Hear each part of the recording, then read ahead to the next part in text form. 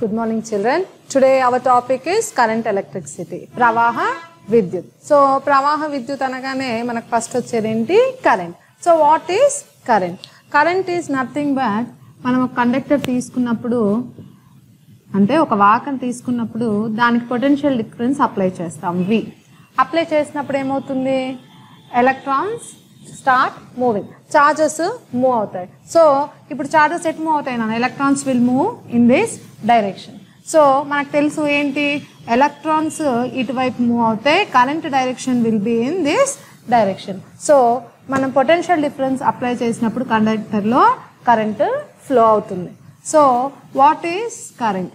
The rate of flow of charges in a conductor is defined as current. So current, it is defined as I. So the rate of flow of charges through any cross section of a conductor is defined as current. So vidyut pravaham, ఒక వాహకం యొక్క ఏ మధ్య ఛేదం గుండానైనా జరిగే విద్యుత్ ప్రవాహ రేటును విద్యుత్ ప్రవాహం అంటారు. సో డెఫినేషన్ ఏంటి నాన్న? Q by T, the charge rate of flow of charge. So what are its units? Coulomb per time nana second, which is nothing but ampere. So what are the units of current? Q by T, units is nothing but coulomb per second and it is defined as ampere. So now next topic is Ohm's law. So Ohm's law గురించి వినగానే మనం ఏం చెప్పుకుంటాము అందరు ఏంటి అంటే potential is directly proportional to current I అంటారు నాన్న. సో ఒక కండక్టర్లో మనము పొటెన్షియల్ డిఫరెన్స్ అప్లై చేసాము. సో మనకి ఇక్కడ V అప్లై చేస్తే ఇందులో I ప్రొడ్యూస్ అవుతుంది. ఇప్పుడు మనం ఏం చేస్తాము, మళ్ళీ పొటెన్షియల్ని 2 times ఇంక్రీజ్ చేసాం. 2 రెట్లు పెంచితే ఏమవుతుంది, అప్పుడు కరెంట్ కూడా 2 times పెరుగుతుంది. సిమిలర్గా మళ్ళా 3 times వోల్టేజ్ ఎక్కువ అప్లై చేస్తే మళ్ళా 3 times కరెంటు పెరుగుతుంది. సో మనకేంటి అంటే ఓమ్స్ లా అనగానే V is directly proportional to I. Potential difference apply to the conductor is directly proportional to current I in the conductor. కానీ ఇది ఎప్పటి వరకు నాన్న? ఎప్పటి వరకు అంటే when the physical quantities such as ఏమంటారు ప్రెషర్ కానీ టెంపరేచర్ కానీ అలాంటివి ఏవి లేకుండా ఉన్నంత వరకు దిస్ లా ఈజ్ అప్లికబుల్. అంటే there should not be any physical quantity should not be changed in the conductor. ఒకవేళ మనం టెంపరేచర్ ఎక్కువ చేసామనుకోండి, టెంపరేచర్ ఎక్కువ చేస్తే ఏమవుతుంది, మనకు ఫ్లో ఆఫ్ కరెంటు పెరుగుతుంది. ఎందుకు? టెంపరేచర్ పెరగడం వల్ల ఎలక్ట్రాన్స్ ఫ్లో ఎక్కువ ఉంటుంది. So there will be change in the current. So what is Ohm's law? So Ohm's law. In a conductor, if all external physical conditions like temperature, pressure are kept constant. So any physical conditions such as temperature or pressure are kept constant, then only the current is directly proportional to the potential difference applied across it. So అర్థమైందా నాన్న? మనము ఎప్పుడైతే physical conditions ప్రమేయం లేకుండా మనము దీంట్లో potential difference apply చేస్తే ఏమవుతుంది, current will be directly proportional to the applied difference. ఇతర భౌతిక పరిస్థితులు స్థిరంగా ఉన్నప్పుడు ఒక వాహకంలోని విద్యుత్ ప్రవాహం I దాని చివరల మధ్య అనువర్తింపజేసిన పొటెన్షియల్ తేడా Vకు అనులోమానుపాతంలో ఉంటుంది. So వెన్ఎవర్ there is any physical condition should be kept constant, then only V is directly proportional to I in the conductor. So ఇది proportional తీసేస్తే మనకు ఒక కాన్స్టెంట్ వస్తుంది నాన్న. దీన్ని మనము రెసిస్టెన్స్ అంటాము. సో దీన్ని రెసిస్టెన్స్ అంటాము, తెలుగులో నిరోధం అంటాము. So what is Ohm's law? V is equal to RI. Resistance. So resistance అంటే మనం ఇందాక చెప్పుకున్నాం కదా నాన్న, ఓమ్స్ లాలో ఏంటి, V is equal to RI. So ఇందులో నుంచి R equals to V by I.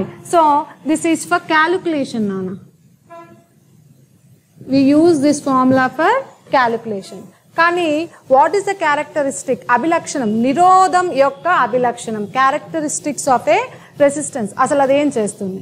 So మనం ఇందాక చెప్పుకున్నట్టు కండక్టర్లో ఎలక్ట్రాన్స్ ఫ్లో అవుతూ ఉంటాయి. సో ఫ్లో అవుతూ ఉంటే ఏమవుతుంది నాన్న, ఒక్కొక్కసారి అవి కొలాడ్ అయ్యి దాని డ్రిఫ్ట్ వెలాసిటీ మారుతూ ఉంది. ఇప్పుడు సపోజ్ నేను ఒక స్ట్రీట్ చివర ఒక ఎండ్ నుంచి ఇంకో ఎండ్కి వెళ్ళాలనుకుంటున్నప్పుడు ఏం చేస్తాను, ఒకవేళ రోడ్ ఎంటీ ఉందనుకోండి, నేను సాఫీగా వితిన్ 1 సెకండ్లో ముందుకు వెళ్ళిపోతాను, వితిన్ 1 మినిట్లో వెళ్ళిపోతాను. అలా కాకుండా నా రోడ్లో ఎదురుగా జనాలు వచ్చారనుకోండి, లేదా 2-3 మెంబర్స్ ఎదురయ్యారు, సో అప్పుడు నా వెలాసిటీ ఏమవుతుంది, తగ్గుతుంది. అంటే కొలిషన్స్ జరగడం వల్ల డ్రిఫ్ట్ వెలాసిటీ చేంజ్ అవుతుంది. ఇప్పుడు ఎలక్ట్రాన్ ఇలా ఇక్కడ నుండి ఇక్కడికి మధ్యలో ఏం లేకపోతే ఈ ఎండ్ నుంచి ఆ ఎండ్కి సాఫీగా వెళ్ళిపోతుంది. అలా కాకుండా దీనికి మధ్యలో వేరే ఎలక్ట్రాన్స్ వచ్చాయనుకోండి, అప్పుడు ఏమవుతుంది, ఇది దీంతో తర్వాత దీంతో ఇలా కొలైడ్ అవుతూ దాని స్పీడ్ మారుతూ తగ్గుతూ వెళ్తుంది. అంటే ఇప్పుడు ఎలక్ట్రాన్ ఈ చివరి నుంచి ఆ చివరికి వెళ్ళడానికి దాని వెలాసిటీ తగ్గించిందంటే అర్థం ఏంటి నాన్న, the rate of flow of current is decreased. అంటే రెసిస్టెన్స్ ఏం చేస్తుంది, రేట్ ఆఫ్ ఫ్లో ఆఫ్ కరెంట్ని అపోజ్ చేస్తుంది, అంటే కరెంట్ ఫ్లోని స్లో చేసేస్తుంది. So characteristics of resistance is nothing but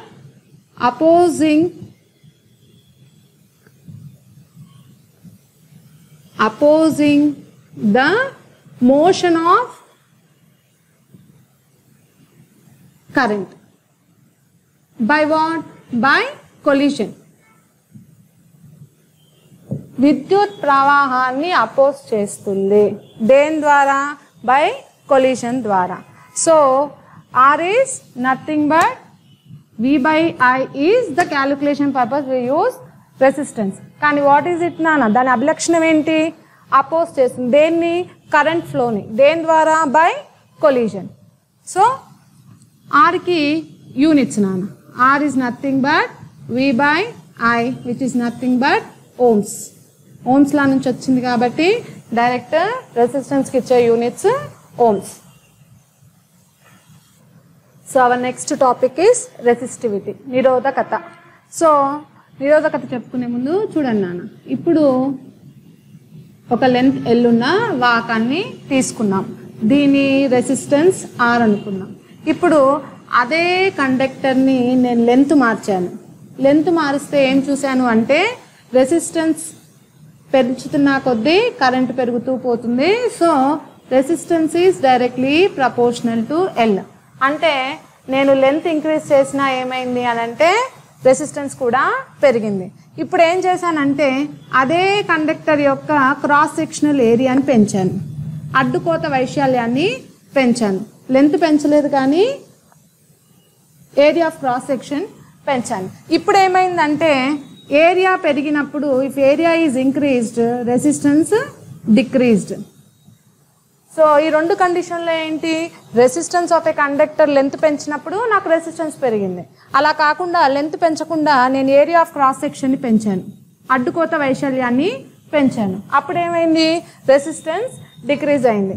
so ఈ రెండిట్లోంచి ఏం రాస్తున్నాను నేను, resistance is directly proportional to L as well as resistance is directly proportional to 1/A. అంటే resistance is inversely proportional to area of cross section. ఈ రెండిటి నుంచి ఏం కలిపి రాస్తున్నానంటే R is directly proportional to L/A. అంటే ఇక్కడ నిరోధకం యొక్క పొడవుకు అనులోమానుపాతంలో ఉంటుంది, అలాగే అడ్డుకోత వైశాల్యానికి విలోమానుపాతంలో ఉంటుంది. So this is proportionality constant. అది తీసేసి ఏం రాస్తున్నాను అంటే రో రాస్తున్నాను. It is nothing but a constant called resistivity of a conductor. So ఇక్కడ దీన్ని నిరోధకత అంటారు. సో ఇక్కడ నుంచి ఎలా రాస్తాం నాన్న, రో is nothing but RA/L. So resistivity is nothing but R/A/L. So ఇక్కడ నేను కండిషన్ తీసుకుంటున్నాను, if area of cross section is 1 unit and L is 1 unit, then rho is nothing but R. So resistivity resistance కి equal గా అవుతుంది. So equal గా అయినప్పుడు కూడా మనం ఎందుకు చెప్పుకుంటున్నాము, సో కొన్ని కండిషన్స్ లో R మారుతుంది. ఇఫ్ మనము మెటీరియల్ ని మార్చాము, కండక్టర్ ని మార్చాము, అప్పుడు R వాల్యూ మారుతుంది. సో అలా స్పెసిఫిక్ కండిషన్స్ ఎప్పుడు వాడుకుంటాం నాన్న, ఎప్పుడైతే మనకి విలువ అనేది ఒకదానికి మాత్రమే ఫిక్స్ అయి ఉంటుంది, అలాంటి వాటికి మనం స్పెసిఫిక్ అని చెప్పుకుంటాం. దీన్ని రెసిస్టివిటీ కాకుండా స్పెసిఫిక్ రెసిస్టెన్స్, విశిష్ట నిరోధకం అని కూడా చెప్పుకుంటాం. సో రో ఈజ్ నథింగ్ బట్ ఆర్. ఎప్పుడు ఆ condition? If A is equal to 1 and L is equals to 1. So what is resistivity nana? RA by L. So what are the units of resistance? So it is nothing but R ante indaka em cheppukunnam nana, ohm. Area ante meter square, length ante meter. So manaki em ostundi? Ohm meter. So what are the units of resistance? Resistivity ohm meter.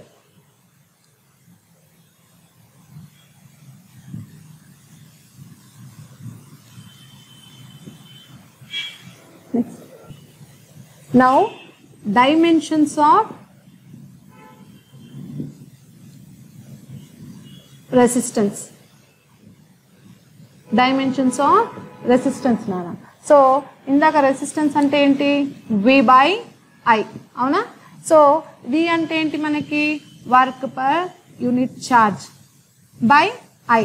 ante em rastam manamu? W by Q I. అంతే కదా. So మళ్ళీ ఇక్కడ మన queue అంటే ఏంటి, sorry I అంటే ఏంటి ఇందాక? Q by T. ఇందులో నుంచి క్యూ అంటే ఏంటి నాన్న? I T. ఓకేనా. సో డబ్ల్యూ బై ఐటీ అంటే ఏంటి? I square into T. So what is dimensional for work నాన్న? M L to the power of -2 T to the power of, sorry L to the power of 2 T to the power of -2. So కరెంట్కి ఏం రాస్తున్నాను అంటే capital I పెట్టుకుంటున్నాను. ఏంటి నాన్న? Square. So టీకి వస్తుంది కాబట్టి టీ పైకి వెళ్ళిపోతే ఏమవుతుంది? -క్యూబ్ అవుతుంది. సో ఆర్ డైమెన్షనల్ ఫార్ములా ఏంటి? M L square T to the power of -3 I to the power of square. Similarly రెసిస్టివిటీకి డైమెన్షనల్ ఫార్ములా ఏంటి నాన్న? R A by L. So dimensional formula for R enti? M L square T to the power of -3 I square. ikkada em avutundi nana? L square kada. L square ikkada em avutundi? by L avutundi. ikkada idi cancel avutundi, ikkada idi cancel avutundi. So ikkada em avutundi? M L cube T to the power of -cube I square. So this is the dimensional formula for resistivity. This is the dimensional formula for resistance.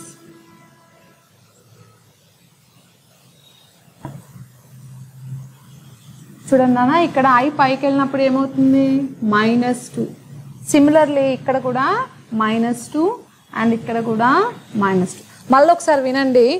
R is nothing but V by I. అంటే ఇక్కడ voltage ఏం రాసుకున్నాము? Work per unit charge by I. So W by QI. మళ్ళీ Q అంటే ఏం substitute చేసుకున్నాము? IT substitute చేసుకున్నాము. So I square into T. So what is dimensional formula for work? Already calculate చేసాం కదా, తెలుసు కదా. M L square T to the power of -2. -2 కానీ ఇక్కడ T ఉంది కదా నాన్న, అది పైకి వెళ్ళి -3 అయింది. ఇక్కడ I స్క్వేర్ని నేను క్యాపిటల్ I స్క్వేర్గా రాసుకున్నాను. సో ఇప్పుడు ఏమవుతుంది? Total R equals to M L square T to the power of -3. ఇది డినామినేటర్లో నుంచి పైకి వెళ్తుంది కాబట్టి -2 అవుతుంది. ఓకే, ఇందాక మనం రాయడం మర్చిపోయాము. సో సిమిలర్లీ రెసిస్టివిటీ రోకి ఏంటి formula? RA by L. Already R మనకు వచ్చింది. ఇక్కడ A అంటే L స్క్వేర్, ఇక్కడ L అంటే L. సో మనకేమవుతుంది? L ఒకటి క్యాన్సిల్ అవుతుంది, ఇక్కడ 1 ఉంటుంది, దాన్ని మనం ఇక్కడ యాడ్ చేసేసుకుంటాము. So M L cube T to the power of -3 I టు the power of -2. So next topic is conductance, వాహకత్వం. ఇందాక రెసిస్టెన్స్ విన్నారు కదా, రెసిస్టెన్స్ ఏంటి నాన్న? Which opposes the flow of current. కానీ కండక్టెన్స్ ఏంటి? కండక్టెన్స్ అంటే ఏంటి? Which conducts. So it is definitely opposite to the resistance. It is defined as reciprocal of a conductor. It is defined as a reciprocal of a reciprocal of a resistance. ఒక వాహపు నిరోధం ఉత్క్రమణాన్ని దాని వాహకత్వంగా నిర్వచిస్తాము. So which is nothing but reciprocal of resistance. So దీని units ఏంటి నాన్న? 1/Ω. R అంటే ఓం కదా, 1/Ω. దీన్ని ఇంకోలా ఎలా రాసుకుంటామంటే సిమెన్స్. 1/Ω ఏమంటాము? Siemens. So the units of conductance is nothing but 1/Ω of siemens. అలాగే conductivity.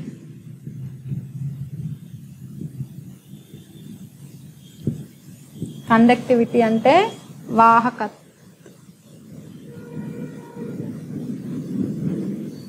వాహకత which is defined as letter sigma. So conductivity ఏంటి నాన్న? The ability to conduct electric current.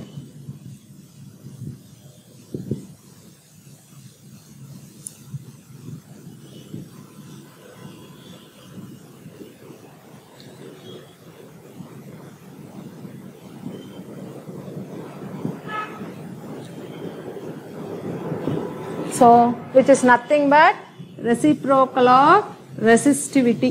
ఇందాక చదువుకున్నాం కదా, reciprocal of resistivity. సో దానికి units ఏంటి? రెసిస్టివిటీకి units ఏంటి? ఇందాక రాసాం 1/Ω మీటర్. సో ఇందాక ఏం చెప్పుకున్నాం? 1/Ω అంటే సిమెన్ పర్ మీటర్. యూనిట్స్ ఏంటి?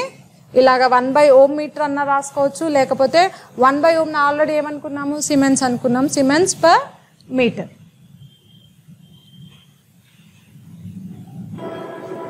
So our topic is effect of temperature on resistivity. So first condition is on metals. So metals లో ఏమవుతుంది నాన్న? మనం ఇందాకనే చెప్పుకున్నాము, మనము కండక్టర్ యొక్క టెంపరేచర్ ఇంక్రీజ్ చేసాం, ఓమ్స్ లాలో చెప్పుకున్నాము.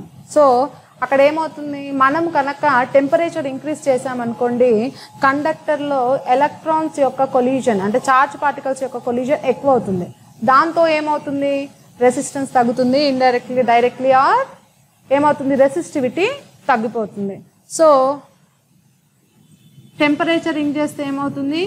Resistivity will increase. అంతే కదా నాన్న?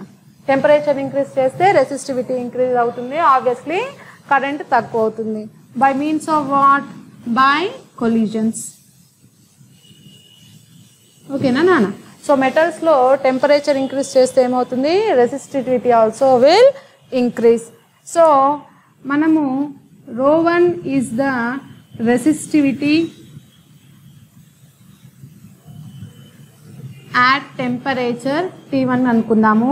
అలాగే ρ2 is the resistivity at temperature T2 అనుకుందాము. So they had given a formula ρ2 equals to ρ1 1 plus alpha into T2 minus T1, which is nothing but ఇక్కడ alpha ఏంటి నాన్న?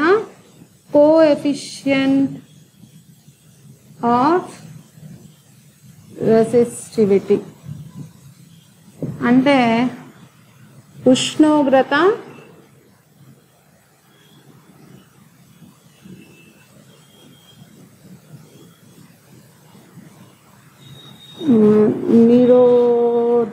ఉష్ణోగ్రత నిరోధకత గుణకం. ఓకేనా? Here alpha is nothing but 2 minus ρ1 into T2 minus T1, which is nothing but coefficient of resistivity.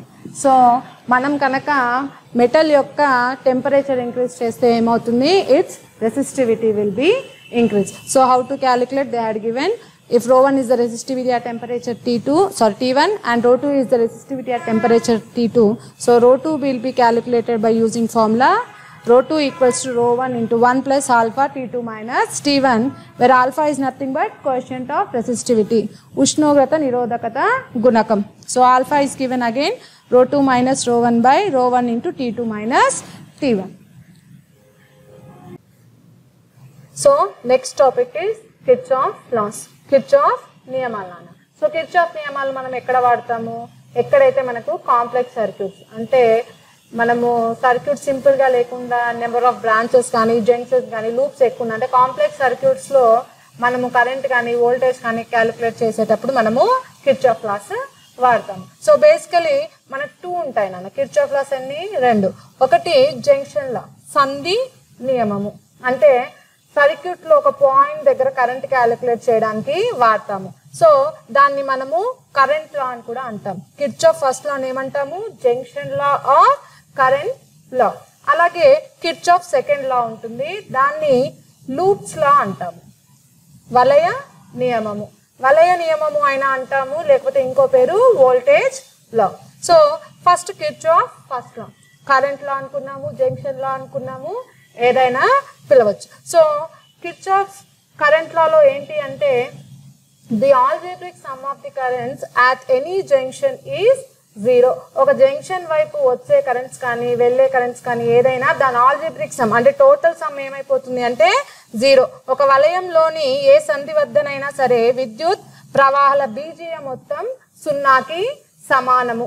దీన్ని ఇంకోలా కూడా చెప్పుకోవచ్చు నాన్న. The sum of the currents flowing towards the junction is equal to sum of the currents leaving away from the junction. అంటే దీనికి ఇంకో definition ఏంటి? ఒక జంక్షన్ వైపు వచ్చే కరెంట్స్ మొత్తం దేనికి సమానం అవుతుంది? ఆ జంక్షన్ నుంచి బయటికి వెళ్ళే కరెంట్ మొత్తానికి సమానం అవుతుంది. చూడండి, ఒక సంధికి ప్రవహించే విద్యుత్ ప్రవాహాల మొత్తము ఆ సంధి నుంచి బయటకు పోయే ప్రవాహాల మొత్తానికి సమానం. రెండిట్లో ఏది రాసినా పర్లేదు. సో ఏంటి దీన్ని ఎక్స్ప్లెయిన్ చేస్తాను చూడండి. Suppose this is the junction in a circuit. దీనికి సపోజ్ ఒక 5 బ్రాంచెస్ ఉన్నాయి.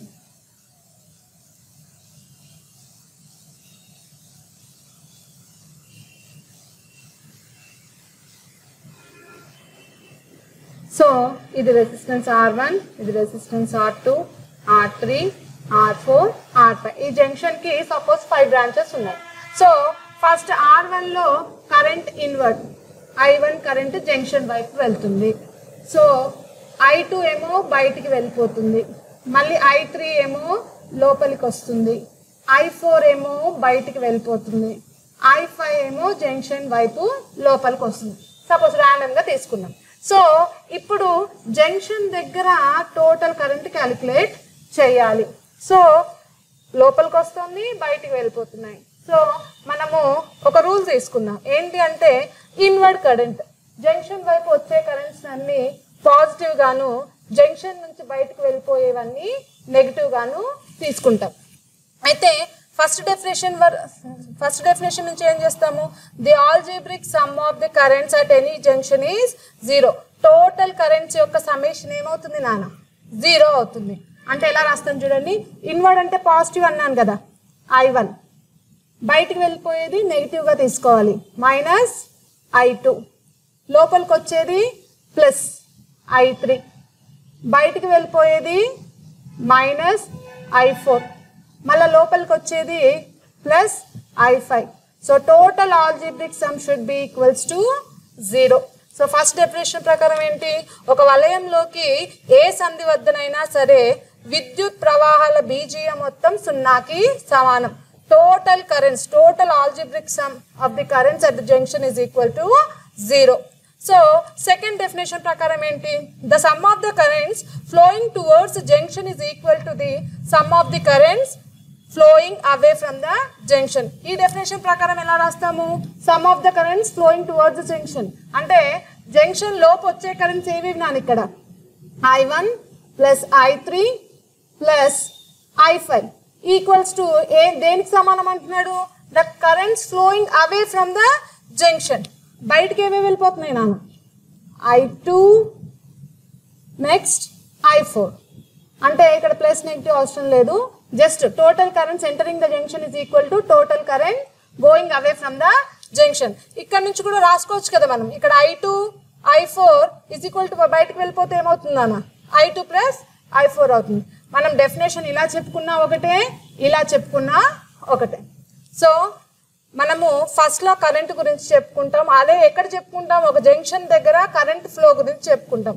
ఇన్వర్డ్ కానీ అవుట్వర్డ్ కానీ వెళ్ళే కరెంట్స్ని ఎలా క్యాలిక్యులేట్ చేసుకోవాలో చెప్పుకుంటాం.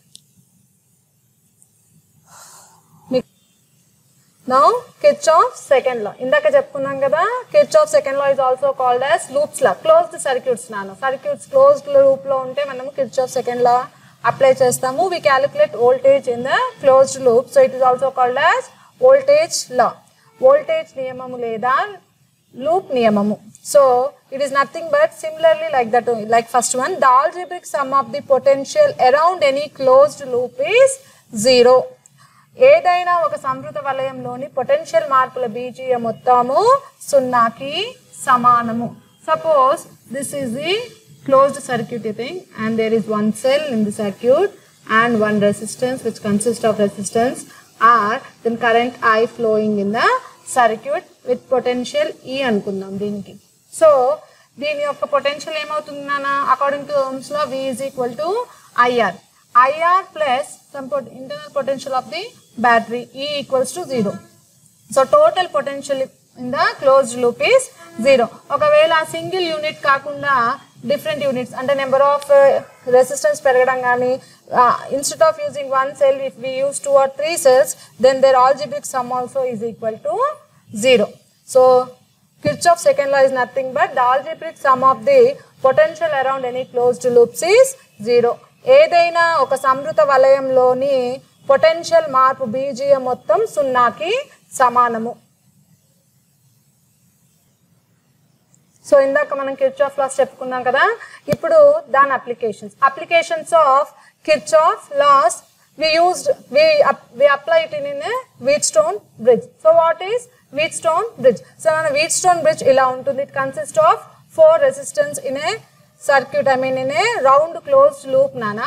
యాక్చువల్లీ Wheatstone bridge ఎందుకు వాడతాము అంటే అన్నోన్ రెసిస్టెన్స్ కనుక్కోవడానికి వాడతాము. అలాగే కంపారిజన్ ఆఫ్ ది రెసిస్టెన్స్ కి మనము Wheatstone bridge ని వాడతాము. అయితే Wheatstone bridge లో మనం ఇందాక చదువుకున్న Kirchhoff ఫస్ట్ లాను సెకండ్ లాను బోత్ అప్లై చేస్తాం ఇక్కడ. సో ఫస్ట్ చూడండి నాన్న, మనకి ఇక్కడ 4 జంక్షన్స్ ఉన్నాయి, A, B, C, D. So ఈ 4 జంక్షన్స్ లో 2 జంక్షన్స్ నుంచి మనము ఒక సెల్ కి కనెక్ట్ చేసాము. That is from point A and point C we are connected to the some cell or some voltage E ఉన్న బ్యాటరీ సెల్ కి కనెక్ట్ చేసాము. తర్వాత ఇక్కడ జంక్షన్ D, జంక్షన్ B ఉంది చూడండి నాన్న. It's a closed loop consist of 4 resistance. అయితే దీనికి నేను ఇక్కడ R1, ఇది R2, ఇది R3, ఇది R4 అని నేమ్ చేసుకున్నాను. మీరు కూడా మీకు ఒకవేళ ఇక్కడ R1, ఇక్కడ R2, ఇక్కడ R2, ఇక్కడ R3, ఇక్కడ R4 ఎలా అయినా సరే మీరు నేమ్ చేసుకున్న దాన్ని బట్టి మీరు ఎలా అయినా తీసుకోవచ్చు. ఇక్కడ ఇది R1 రెసిస్టెన్స్, ఇది R2 రెసిస్టెన్స్, ఇది R3, ఇది R4. ఇక్కడ మీరు ఏం చూసుకోవాలి అంటే ఫ్లో ఆఫ్ కరెంట్, అంటే కరెంట్ డైరెక్షన్ కరెక్ట్ గా చూసుకుంటే సరిపోతుంది. చూడండి ఇక్కడ మనకి కరెంట్ I ఫ్లో అవుతుంది. జంక్షన్ A దగ్గర రాగానే 2 బ్రాంచెస్ వచ్చాయి చూడండి నాన్న. 2 బ్రాంచెస్ లో మనం R1 రెసిస్టెన్స్ తీసుకున్నాం కాబట్టి ఇక్కడ I1 ఫ్లో అవుతుందని, R2 రెసిస్టెన్స్ తీసుకున్నాను కాబట్టి ఇక్కడ I2, అంటే current I splitted into I1 and I2. ఈ 2 బ్రాంచెస్ లో ఇలా స్ప్లిట్ అయ్యి again it is moving into another 2 branches. అంటే ఈ జంక్షన్ నుంచి ఇక్కడ I3 కరెంట్ ఫ్లో అవుతుంది, ఇక్కడ నుంచి I4 మళ్ళీ ఎక్కడ కలిసిపోయింది నాన్న, at point C it has meet and the current flow direction ఇది. సింపుల్ నాన్న, కరెంట్ ఇలా ఫ్లో అయ్యి ఇక్కడ ఇలా డివైడ్ అయిపోయి మళ్ళీ ఇలా ఇక్కడికి వచ్చేసి వెళ్ళిపోతుంది. ఇక్కడ మనకు డైరెక్షన్ ఆఫ్ ది కరెంట్స్ చాలా ఇంపార్టెంట్. ఎందుకంటే మనం జంక్షన్ లలో కానీ ఫస్ట్ లలో కానీ సెకండ్ లలో ఏం చెప్పుకున్నాము, current inward flowing, outward flowing. అంటే లూప్ లో కూడా సర్కిల్ గా ఒకసారి క్లాక్ వైజ్ అయినా యాంటీ క్లాక్ వైజ్ అయినా ఏదన్నా ఒక డైరెక్షన్ కంపల్సరీ తీసుకోవాలి. సో ఫస్ట్ పాయింట్ D తీసుకుంటున్నాను నాన్న అండ్ పాయింట్ B. సో ఈ పాయింట్ D మరియు B దగ్గర నేను జంక్షన్ ఫస్ట్ లో, ఐ మీన్ జంక్షన్ లో ఫస్ట్ లో అప్లై చేస్తున్నాను. చూడండి అట్ D దగ్గర కరెంట్ ఫ్లోస్ ఏవేవి ఉన్నాయి చూడండి. I1 is coming to the junction, IG is the current. నాన్న ఇంకోటి మర్చిపోయాను, పాయింట్ D కి B కి మధ్యలో గ్యాల్వనోమీటర్ కనెక్ట్ చేశాను. గ్యాల్వనోమీటర్ ఏం చేస్తుంది, మనకి flow, current flow in the circuit చూపిస్తుంది. సో ఇక్కడ చూడండి D దగ్గర నుంచి కరెంట్ ఇలా IG కి ట్రాన్స్ఫర్ అయింది. సో గ్యాల్వనోమీటర్ లో ఫ్లో అయ్యే కరెంట్ IG గా తీసుకున్నాను. సో ఇప్పుడు పాయింట్ D దగ్గర ఇన్వర్డ్ ఏంటి, I1 is moving to the junction, IG is moving away from the junction, I3 is moving away from the junction. So first law నుంచి ఏం తెలుస్తున్నాము, current flowing toward the junction is equal to current moving away from the junction, లేదా algebraic sum of the current at the junction is equal to 0. So నేను algebraic sum రాస్తున్నాను నాన్న. Inward వచ్చేవి positive currents I1, తర్వాత junction నుంచి బయటకు వెళ్ళిపోయేది minus కాబట్టి మైనస్ IG, I3 ఏమవుతుంది, బయటికి వెళ్ళిపోతుంది, I3 ఈక్వల్స్ టు 0 మన ఫస్ట్ ఈక్వేషన్. సో ఈ జంక్షన్ దగ్గర పాయింట్ డి దగ్గర నేను ఫస్ట్ లో అప్లై చేసి నాకు వచ్చిన equation I1 because it is moving towards the junction, minus IG అంటే it is moving away from the junction, minus I3 it is also moving away from the junction. So total algebraic sum ఏమైంది, 0 అయింది. Next at point B same Kirchhoff first law నేను point B దగ్గర apply చేస్తున్నాను. So ఇక్కడ కూడా inward currents చూసుకోవాలి, outward currents చూసుకోవాలి. So ఇక్కడ ఇన్వర్డ్ ఏంటి నాన్న, I2 పాయింట్ బి దగ్గరకు వస్తుంది, సిమిలర్లీ IG కరెంట్ కూడా పాయింట్ బి దగ్గరకు వస్తుంది. పాయింట్ బి నుంచి బయటకు వెళ్ళే కరెంట్ ఏంటి, I4. So I2 plus IG minus I4 equals to 0. ఓకేనా. సో పాయింట్ డి దగ్గర ఫస్ట్ లో అప్లై చేస్తే నాకు ఈ ఈక్వేషన్ వచ్చింది, పాయింట్ బి దగ్గర ఫస్ట్ లో అప్లై చేస్తే నాకు ఈ ఈక్వేషన్ వచ్చింది. సో కిర్చాఫ్ ఫస్ట్ లాస్ ఎక్కడ అప్లై చేశాను, పాయింట్ డి దగ్గర మరియు పాయింట్ బి దగ్గర. ఇప్పుడు Kirchhoff second law that is voltage law apply చేయాలి. అప్పుడు ఏం చేస్తున్నాను అంటే ఇది టోటల్ వన్ క్లోజ్డ్ లూప్, ఈ లూప్ లో కూడా నాకు మళ్ళీ ఇంకొక లూప్ ఉంచుడన్నాను, కనిపిస్తున్నా. సో నేను ఫస్ట్ ఈ లూప్ కన్సిడర్ చేస్తాను. సో ఇక్కడ వోల్టేజ్ చెప్పుకునేటప్పుడు మన directions must be clockwise either anticlockwise, మీరు ఎలా తీసుకుంటే అలా. నేను ఇక్కడ నా కరెంట్ డైరెక్షన్ కి వోల్టేజ్ పాజిటివ్ తీసుకుంటాను, నా కరెంట్ డైరెక్షన్ కి వోల్టేజ్ నెగటివ్ తీసుకుంటాను. సో ఫస్ట్ ఈ లూప్ చూడండి నాన్న, A D B A. This is the loop I am taking and I will calculate the total voltage in the circuit. So Kirchhoff second law enti nana, in a closed loop algebraic sum of the potential is equal to 0. నేను clockwise తీసుకుంటున్నాను. So ఈ loop లో నా current direction నా voltage కి positive గా తీసుకుంటున్నాను. చూడండి I1 R1 is the potential in this branch, I1 R1. అలాగే IG, G is the resistance of the galvanometer, IG is the current flowing in the galvanometer, plus IG G. తర్వాత ఈ branch ఏంటి, నా direction కి current flow opposite గా ఉంది కాబట్టి I'm taking minus I2 R2 equals to 0. So this is equation number 3. Equation number 3 ఎలా వచ్చింది నాన్న, I applied Kirchhoff second law in this branch ADBA. Again I am taking another branch which is nothing but DCBD.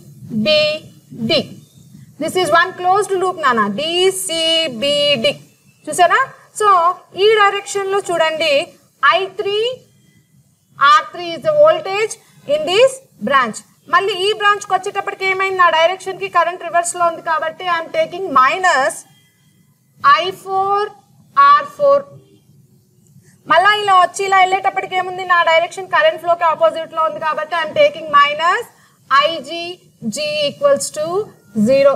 This is equation number 4. So equation 1 మరియు equation 2 junction D దగ్గర మరియు B దగ్గర Kirchhoff first లో apply చేయడం ద్వారా వచ్చింది. అలాగే closed loop ABDBA, అలాగే ఇంకో క్లోజ్డ్ లూప్ BCDB దగ్గర కిర్చాఫ్ సెకండ్ లో అప్లై చేస్తే వచ్చిన ఈక్వేషన్స్ 3, 4 నాన్న. సో ఇప్పుడు బ్యాటరీ కనెక్ట్ చేసాము, కరెంట్ ఫ్లో అయింది. So at certain point when galvanometer is saturated అంటే ఇందులో పొటెన్షియల్ ఇందులో కరెంట్ 0 అయినప్పుడు నాన్న it shows null deflection. Galvanometer లో నల్ డిఫ్లెక్షన్ చూపించినప్పుడు bridge is set to be saturated అంటాము. సో ఆ కండిషన్ మనం ఇక్కడ అప్లై చేయాలి. When current in the galvanometer is 0. So when Ig is equal to 0, ఈ కండిషన్ ని మనం 1, 2, 3, 4 ఈక్వేషన్స్ లో సబ్స్టిట్యూట్ చేయాలి. సబ్స్టిట్యూట్ ఫస్ట్ ఈక్వేషన్ లో Ig 0 వేయండి నాన్న. Ig 0 వేస్తే ఏమవుతుంది మనకి I1 minus I3 equals to 0 వస్తుంది. సో ఇక్కడ నుంచి ఏం రాయగలుగుతాము I1 ఈక్వల్స్ టు I3 అని రాయొచ్చు. అలాగే సెకండ్ ఈక్వేషన్ లో కూడా Ig 0 వేయండి. అప్పుడు I2 equals to I2 minus I4 equals to 0 అవుతుంది. ఇక్కడ నుంచి I2 ఈక్వల్స్ టు I4 అని రాయొచ్చు. చూసారా నేను Ig ఈక్వల్స్ 0 కండిషన్ ఈక్వేషన్ 1 లో 2 లో సబ్స్టిట్యూట్ చేశాను. So I got equation I1 equals to I3, I2 equals to I4 from equation 1 and 2. Similarly equation 3 లో కూడా అదే వేయాలి. ఇక్కడ Ig 0 అయిపోతుంది, ఇలాగే ఇక్కడ కూడా ఈ టర్మ్ 0 అయిపోతుంది. So what I will get I1 R1 minus I2 R2 equals to 0 వస్తుందా. ఇక్కడ నుంచి ఏం రాస్తాం మనము I1 R1 equals to I2 R2. అలాగే ఈక్వేషన్ నుంచి ఎలా రాస్తాము I3 R3 minus I4 R4 equals to 0 equals to 0. So ఎలా రాస్తాము అంటే I3 R3 equals to I4 R4. So this is equation number 5 and 6. So first ఎలా వచ్చింది first లో మనం ఈ జంక్షన్ దగ్గర ఫస్ట్ లో అప్లై చేస్తే ఈక్వేషన్ 1, 2 వచ్చాయి. అలాగే మనము 2 లూప్స్ లో కిర్చాఫ్ సెకండ్ లో అప్లై చేస్తే మనకు 3, 4 వచ్చాయి. తర్వాత what I have taken that bridge is set to be saturated అంటే Ig ఈక్వల్స్ టు 0 అవ్వాలి నాన్న. గాల్వనోమీటర్ లో నల్ డిఫ్లెక్షన్ చూపించినప్పుడు ఈ కండిషన్ నేను ఈక్వేషన్ 1, 2, 3, 4 లో సబ్స్టిట్యూట్ చేస్తే నాకేమొచ్చాయి condition I1 equals to I3 వచ్చింది, I2 ఈక్వల్స్ టు I4 వచ్చింది. అలాగే అదే కండిషన్ నేను ఈ 2 ఈక్వేషన్ లో సబ్స్టిట్యూట్ చేస్తే నాకు I1 R1 equals to I2 R2 వచ్చింది, I3 R3 equals to I4 R4 వచ్చింది. So now divide equation 5/6. Equation 5/6 ని డివైడ్ చేసి ఈ 2 వాల్యూస్ సబ్స్టిట్యూట్ చేయాలి మనం. 5/6 డివైడ్ చేసి ఈ 2 వాల్యూస్ అందులో సబ్స్టిట్యూట్ చేస్తే ఏమవుతుంది చూడండి I1 R1 by I3 R3 equals to I2 R2 by I4 R4. ఇందులో ఏం సబ్స్టిట్యూట్ చేయమంటున్నాను ఈ 2 కండిషన్స్ ని సబ్స్టిట్యూట్ చేయమంటున్నాను. అంటే I1 ప్లేస్ లో ఏం రాయాలి I3 రాయాలి, అలాగే I2 ప్లేస్ లో ఏం రాయాలి I4 రాయాలి. అప్పుడు ఏమవుతుంది నాన్న I1 3 I3 I4 క్యాన్సిల్ అయిపోతుంది. మనకి ఏమొస్తుంది అంటే R1 by R3 equals to R2 by R4. This is the principle of Wheatstone bridge. R1 by R3 equals to R2 by R4. లేకపోతే ఇది ఇలా వచ్చి ఇలా రాసినా కానీ R1 by R2 equals to R3 by R4. This is the final equation we got using Wheatstone bridge. So ఇందులో ఏం చేస్తున్నాము కంపారిజన్ ఆఫ్ ది రెసిస్టెన్స్. ఆ బ్రిడ్జ్ లో ఉన్న రెసిస్టెన్స్ ని మనము కంపేర్ చేస్తున్నాము. సిమిలర్ గా ఇదే ప్రిన్సిపల్ యూజ్ చేసి ఏం చేస్తాము అంటే ఇప్పుడు మీకు R1 R2 R3 వాల్యూ తెలుసు, R4 తెలీదు, అన్నోన్ రెసిస్టెన్స్ అనుకోండి. So using this principle you can calculate the unknown resistance of the circuit, unknown resistance of the resistance which is connected in your circuit.